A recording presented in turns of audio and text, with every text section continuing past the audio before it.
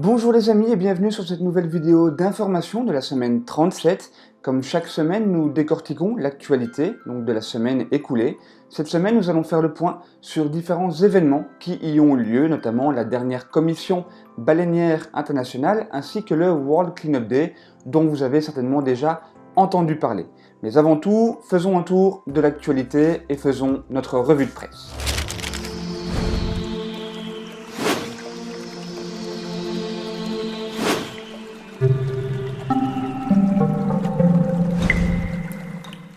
Lundi, alors qu'il était venu ouvrir une ambassade à Port-Louis, le ministre des Affaires étrangères nippon, Masahisa Sato, s'est entretenu avec son homologue mauricien.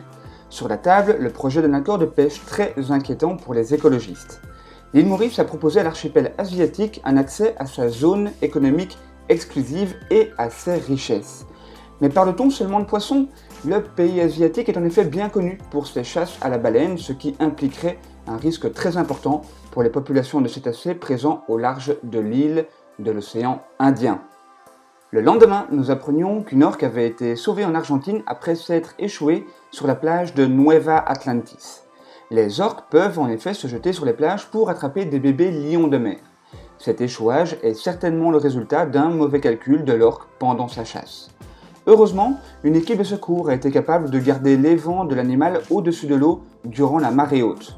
L'orque, qui pesait 4 tonnes, a été sauvé après 20 heures de travail des équipes de secours. Un grand éclat de joie a évidemment suivi le retour de l'orque à la mer. Nous applaudissons très fort chacune des personnes ayant participé à ce sauvetage, bravo à elles. Mardi toujours, nous découvrions un beau témoignage en provenance de Turquie. En 1987, June et un groupe d'amis se sont battus avec succès pour bloquer un projet de construction hôtelière qui aurait mis en danger la zone de reproduction des tortues sur la plage. La plage est dorénavant sous grande protection. Toute construction est interdite, ainsi que l'éclairage artificiel durant la nuit lorsque les tortues viennent à terre pour pondre leurs œufs. Les œufs de tortues de mer sont d'ailleurs comptés par des volontaires sur place. Lorsque Jane Aimoff, alias June, a commencé sa campagne, le nombre de nids de tortues sur la plage était de 200. Aujourd'hui, grâce à son travail de protection, il y en a 500, ce qui signifie que 20 000 bébés tortues prennent la mer chaque année. Encore une fois, bravo à elle pour s'être battue depuis de nombreuses années, enfin à elle et évidemment à toute son équipe. Le même jour, la mort d'une baleine enserrée dans des cordages dans la baie de Fundy au Canada a été qualifiée d'horrible. Les cordages et autres accessoires de pêche qui entouraient la baleine à bosse trouvée morte ont plus que probablement joué un rôle dans sa mort, selon la directrice de l'organisme Marine Animal Response Society. Une nouvelle victime malheureuse. Chaque année, ce ne sont pas moins de 100 000 cétacés qui meurent à cause de l'impact des humains sur les océans. Une île de petits pingouins près de Montmagny, plus précisément au beau milieu du fleuve Saint-Laurent, permet aux visiteurs de voir des pingouins en plein vol. Nous en parlions très brièvement dans l'un de nos derniers hebdos. Les pingouins peuvent en effet voler. Au Québec, la population totale de petits pingouins dépasse les 50 000 couples et ce chiffre est en augmentation constante. Une excellente nouvelle qui oblige donc certains individus à trouver de nouveaux sites de nidification, telle que cette île de Montmagny.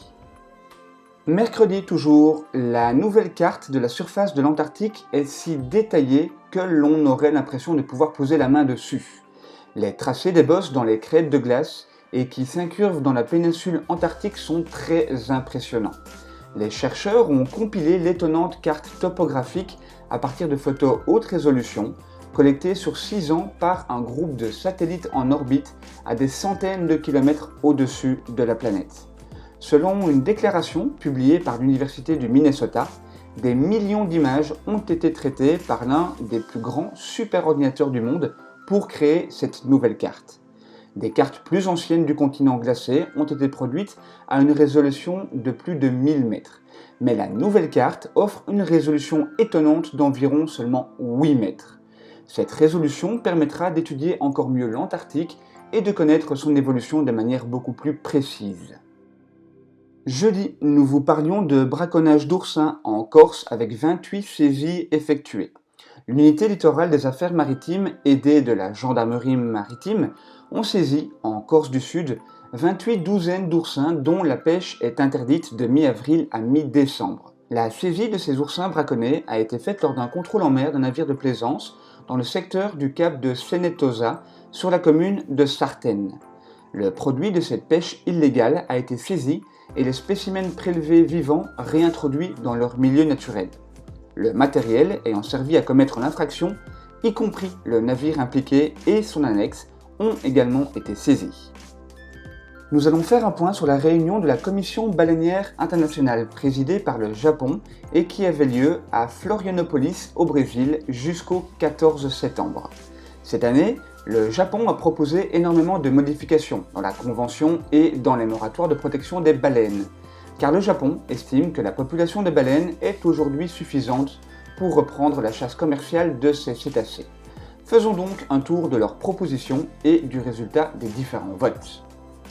Bien que le pays hôte de cette réunion tente d'établir une Florianópolis Declaration qui reconnaîtrait ce type de chasse comme une activité économique non nécessaire, la proposition de création d'un sanctuaire baleinier dans l'Atlantique Sud a été bloquée par les intérêts de chasse à la baleine. Le résultat a été de 39 voix pour, 25 voix contre et 3 abstentions. Bien qu'elle ait atteint 61% des suffrages, elle n'a pas réussi à atteindre les 75% nécessaires à son approbation, puisque c'est ce qu'il faut quand il faut apporter un amendement à la Convention. Le lendemain, alors que la réunion annuelle de la CBI se poursuivait, les membres ont voté pour la poursuite de la chasse à la baleine par les peuples autochtones.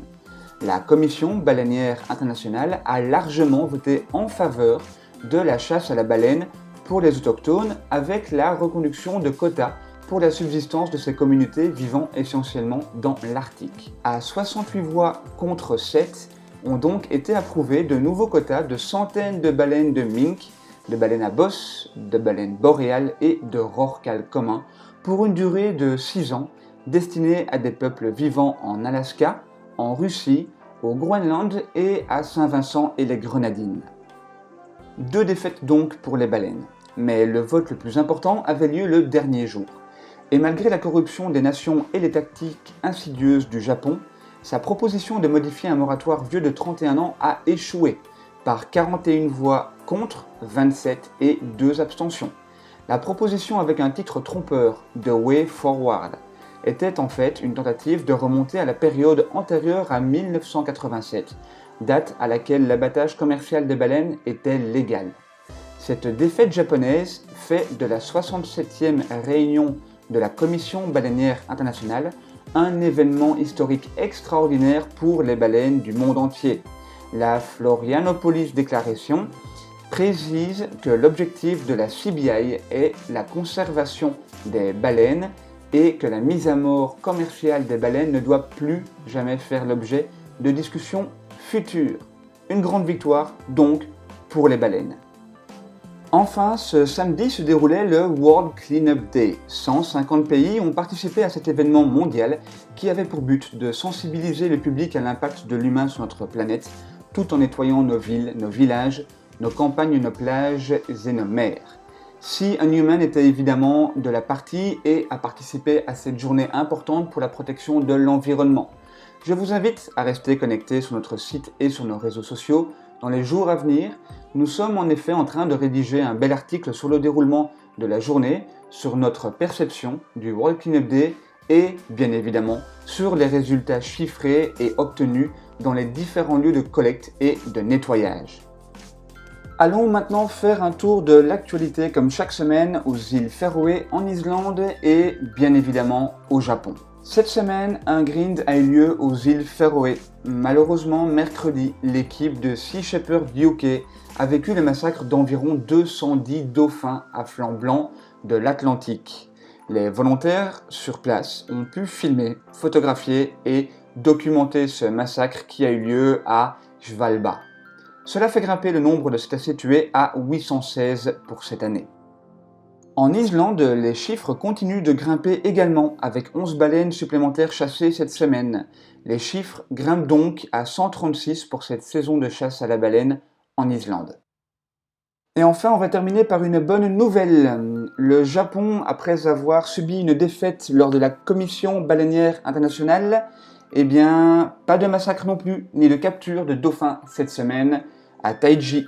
Cela fait donc le 15e jour d'affilée que le Japon n'a capturé ni massacré le moindre cétacé.